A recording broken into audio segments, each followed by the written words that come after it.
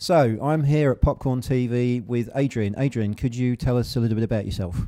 Yeah, my name's Adrian Semerene. I'm the Associate Minister in Training at Comberton Baptist Church, as well as the Director of Awakening, which is a ministry for students and young adults in Cambridge. And I'm also a student at London School of Theology. You can probably tell that I have an American accent, but don't let that put you off.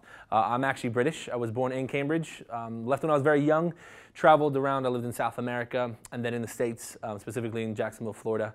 And about 5 years ago, just over, I moved back to Cambridge and been here ever since.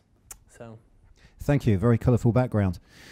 Adrian, I'm sure most people watching this have an understanding of what slavery used to be like. However, we understand that it's evolved over recent times. Could you tell us how that has happened?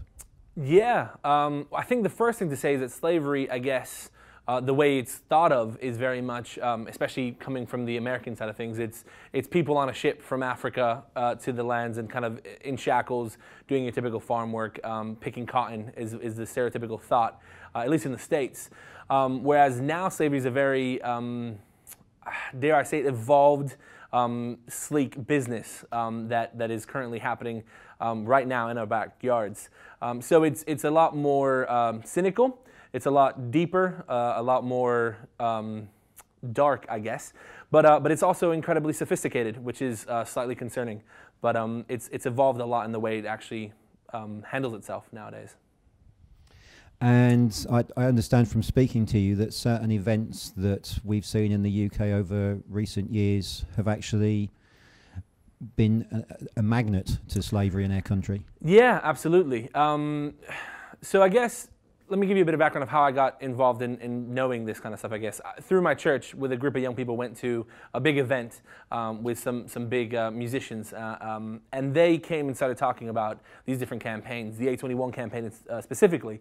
And that kind of got me digging into a bit of it, and it really empowered and encouraged some of our young people to say, well, what's going on in the world? How can we help? And in looking into the whole idea of slavery in the modern day, in the modern era, really shocked me because it's something that there's about an estimated 27 million people enslaved right now around the world.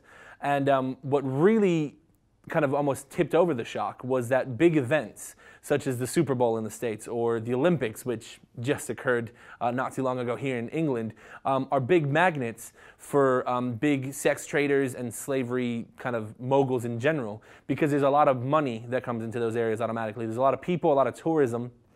And therefore, this business, as they see it, of slavery can really thrive in those situations. So during the Olympics, so it was an amazing highlight for the country, and the UK came together with showcasing all of the amazing beauty and strength and sportsmanship and athleticism of the country.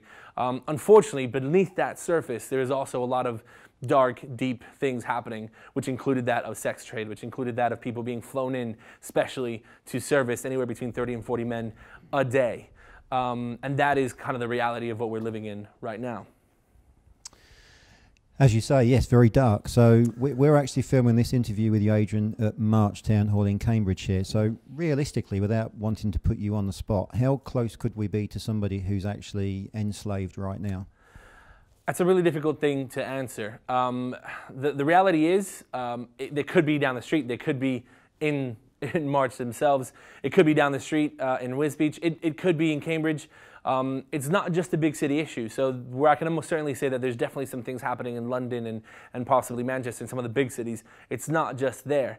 It's an industry that realistically where you can, if you can hide people, if there's a need, whether that be farm work, field work, or whether that be that of sexual trade, if there's a need for it, or if there's a want for it, the sex traders or the slavery owners, the slave owners, if you will find a way to make it happen.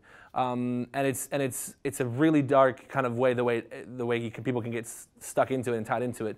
One of the stories, just to kind of share quickly, and this is one of hundreds possibly, but one was of a young lady in an Eastern European country who, times were tough, needed a job, sat at a coffee table with her cousin, of all people, and was told that she had a friend in another country who could get her a job as a secretary. It wasn't great money, but it was something that she could send back to family. So she talked about it with her family. Her family were in agreement. jumped on a plane, which was paid for by her new employers, flew to the new country. As soon as she got there, they said, hey, we need your passport just to make some copies for documentation, this and the other. Took the passport, locked her in a room, and that was it. The next thing she knew, she was being told that if she didn't do what she was told, her family back home would get killed. She would get killed. There was nothing there for her, and she was forced into sex trade.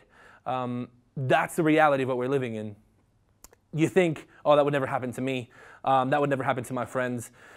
But if the need is big enough for you financially that you want to travel to get a job, or unfortunately, even if you have young kids, there's kids as young as 4 and 5 that are being kidnapped and taken into these situations. It's a reality that's happening in our days today, and unfortunately, people are kind of turning the other cheek and ignoring it. But there's more slaves today than there ever has been in the history of the world. So when slavery was a big deal on politicians' tables, when politicians were talking about it, trying to end slavery, this and the other, there were less slaves then than there are now. I know that in the States there are a lot of petitions going through trying to get people to sign so Obama will sit down and try and do something about it. And I know that there's a few petitions going around in the UK, but nothing really concrete. And that's actually something that we can do. But we'll get on to more of that in a bit, I'm sure. Well, probably straight away, you've mentioned to us something called the End It movement, Adrian. Yeah, so if you go to enditmovement.com, End It movement launched this year, at the beginning of the year in January. And End It movement is essentially a campaign bringing together other organizations that are working to stop slavery in the world today. So there's organizations such as the A21 campaign, Stop the Traffic, International Justice Mission. And the goal of End It movement is kind of multifaceted. One is to raise awareness, to make sure that people like you, people like me, know that it's happening, that we have our eyes open, that we kind of start getting it on the bills and on the documents, on the desks of politicians, so that we can look at it and own it as a country, as a people, to say this means something to us. We've got to stop it. It's wrong that in a day when we have the freedom that you and I have, that there are actually people enslaved and not being able to even have those basic human rights that we take so for granted. So that's kind of one of the things, is to just raise awareness. But on top of that, they do a lot of fundraising, and through that fundraising, what they do is they fund organizations that I mentioned before and others to actually do rescue missions. So they actually go into places and rescue those who have been enslaved, whether they be sex traffickers, sex trafficked, or others, whatever form of slavery they're in. They go in there and try and rescue them. They take them to safe houses where they can actually, essentially, start a rehab process, if you will. You can only imagine the kind of emotional distress that they'd go through in such a situation. So being able to rescue them is just one piece of it, but then kind of showing them how to readapt and readjust to the world that they live in. But there's also the next step, which is trying to put an end to those who are actually doing it. So it's taking those who are guilty of actually owning slaves and trafficking to court, putting them through the justice systems, and making sure that they can't do it again. So you might be sitting there watching this going, well, how can I, sitting on my computer watching this, do something? How can I, as a young person, do something? How can I, as a family member, I've got my own job. The biggest thing is talk about it. Tell people about it. You're probably sitting there going, oh, well, it's just another matter that's on the table now. It's not that big of a deal. But the fact is, there's 27 million people, and one of those people could be in some way around you, and it could be, dare I even say it, possibly connected to you directly. It's a reality that exists in our world today, and it's something that we have to do something about. So one is just talk about it, get it known to people.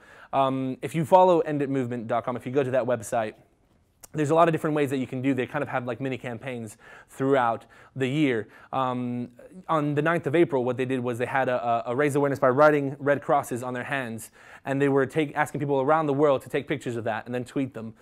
There's small, simple ways that you can get people to talk about it. So when you go buy a coffee and someone says, well, what's that red cross? What's that red X on your hand? You can explain it to them. It's conversation starters, and there's more ways to do it there.